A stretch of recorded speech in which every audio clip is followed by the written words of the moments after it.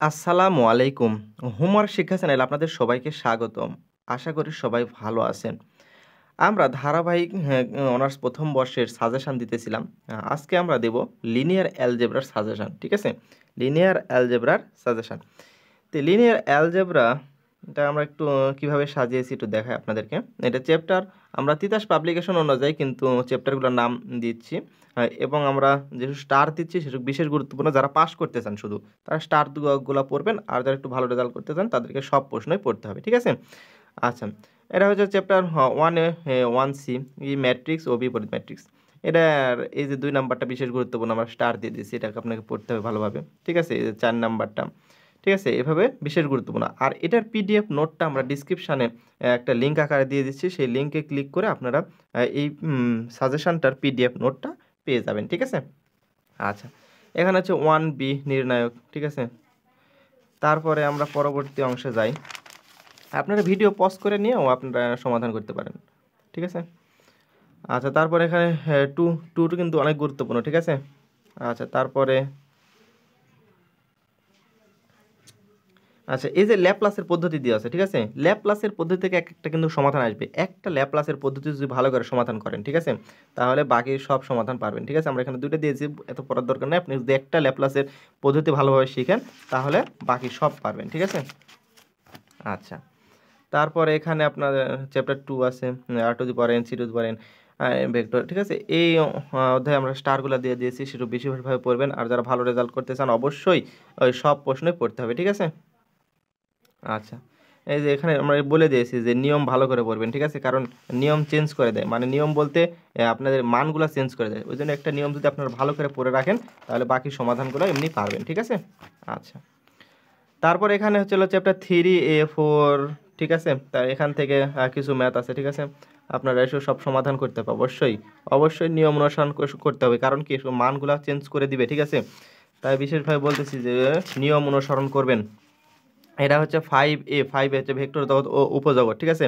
আর এখানে আমার স্টার দেওয়াগুলো তো অবশ্যই পড়বেন এবং নিয়মগুলো ভালোভাবে পড়বেন। আর এখানে কিছু থিওরি আছে। ঠিক আছে? যে এই থিওরিটা বিশেষ গুরুত্বপূর্ণ। ঠিক আছে? আচ্ছা। আচ্ছা, এখন পরবর্তী অংশে যাই আমরা। আচ্ছা, এখানে হচ্ছে 5B। ঠিক আছে? 5B যোগাশ্র সমাবেশ নির্ভরশীল এবং অনির্ভরশীলতায়।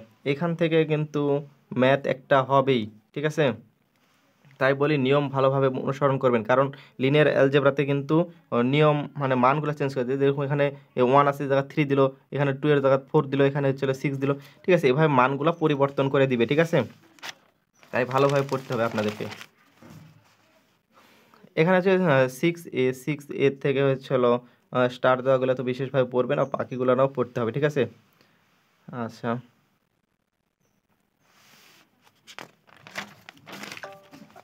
এখানে হচ্ছে 6B আসতেছে। ঠিক আছে? 6B তারপরে হচ্ছে 5C। ঠিক আছে? আমাদের একটা চ্যাপ্টার হয়তো উল্টাপাল্টা হয়ে গেছিল। ঠিক আছে?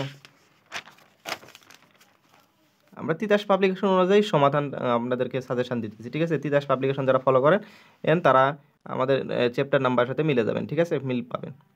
আর যারা অন্য পাবলিকেশনে পড়েন তারা দেখবেন এই তো নামগুলো তো একই থাকবে। ঠিক আছে? নামগুলো তো আর চেঞ্জ হবে না। ঠিক আছে? ওই নাম অনুযায়ী আপনাদেরকে সমাধানগুলো খুঁজে বের করে নিতে হবে। ঠিক আছে? আচ্ছা।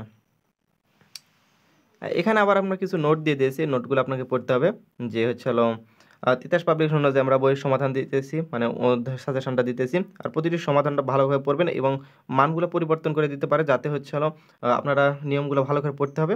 যদি না মানগুলো পরিবর্তন করে দিলেও আপনারা সমাধান করতে পারেন। আর ক বিভাগের জন্য শেষের 5 থেকে 7টি সাল, অথবা যদি 10টা সাল পড়তে পারেন 10টা সাল। ঠিক আছে? 10টা সাল পড়লে ইনশাআল্লাহ ভালোভাবে কমন পাবেন। তো আশা করি সবাই বুঝতে পারছেন। আর এই সাজেশনের যদি পিডিএফটা আপনারা চান তাহলে আমাদের ডিসক্রিপশান চেক করুন। ডিসক্রিপশানে আমরা একটা গুগল ড্রাইভের লিঙ্ক দিয়ে দিয়েছি। সেখান থেকে আপনারা এই সাজেশনটা পিডিএফ আকারে পাবেন। সেই পিডিএফটা নিয়েও আপনারা পড়তে পারেন। ঠিক আছে? আর যারা ভিডিও পজ করে পড়তে ভালো লাগে তারা ভিডিওগুলো থামিয়ে আপনারা হচ্ছে হলো এই সমাধানগুলো বইতে দাগিয়ে নেন, বা হচ্ছে হলো আপনাদের যে সাজেশনের সলিউশন আছে সেখানে দাগিয়ে এনে পড়তে পারেন।